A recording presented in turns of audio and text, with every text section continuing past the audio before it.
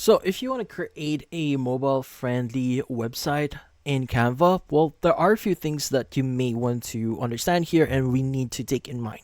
So first things first, let's go and create our website first. Let's go and click on create at the left side.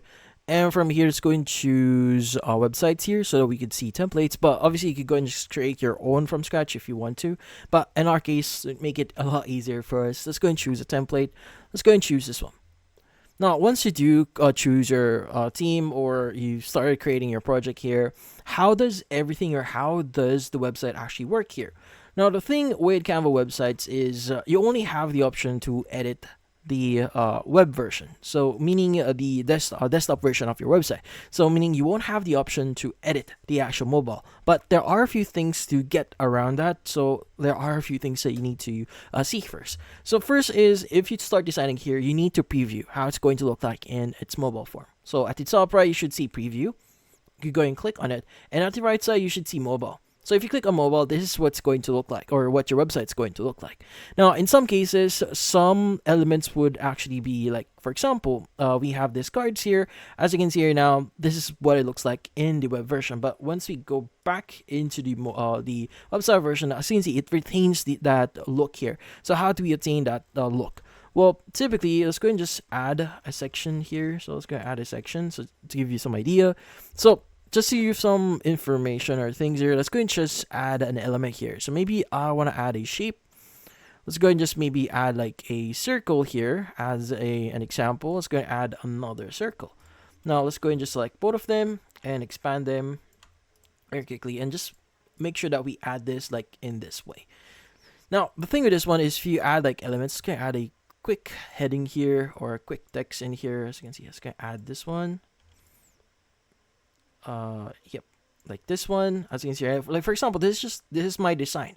Now you could add whatever you want in here. Let's go add this one. Yeah, so this is our design. Now the thing with this one, if you click on preview at the top right here and go to mobile, in some cases it might not retain that look. As you can see right now, this circles as long as like the thing with Canva is it automatically detects anything and it will automatically design the mobile version for you, so you don't have to worry much about that. So you just need to make sure that it's properly aligned. So if a text should be inside a shape here, make sure it's within the shape. And in some cases, as you can see right now, what if I don't want to separate these two circles here? What do I need to do? Now, that's where certain elements or things or design tools that you could use here inside Canva. So the thing with this one is if you highlight everything in here and if you group them, basically they will work as one element. So when we go and click on preview here, let's go and choose preview. Let's go to the very bottom. In some cases, this will basically, let's go and just reload this real quickly. See right now. Go and click on preview again. Click on mobile, go to the very bottom. And also you need to make sure that you lock the element so it doesn't move around, because if you don't lock them, it will basically still move around your project here. So you just need to right click on it, choose lock, go to preview again. Let's go and just view the mobile version. So as you can see, it's now in this format here. So that's where you need to make sure that you lock certain elements, you group certain elements so that they don't get lost on the actual project itself. So if you want to have like two circles by them sides, so you need to make sure that you group them and you also lock them so that they will work together as one element. Now, also, another thing that you may want to do here is you want to use alignment. So basically, it's just working around alignments, locking things, grouping things so that you have a mobile-friendly website. It's not going to move around. So, yeah.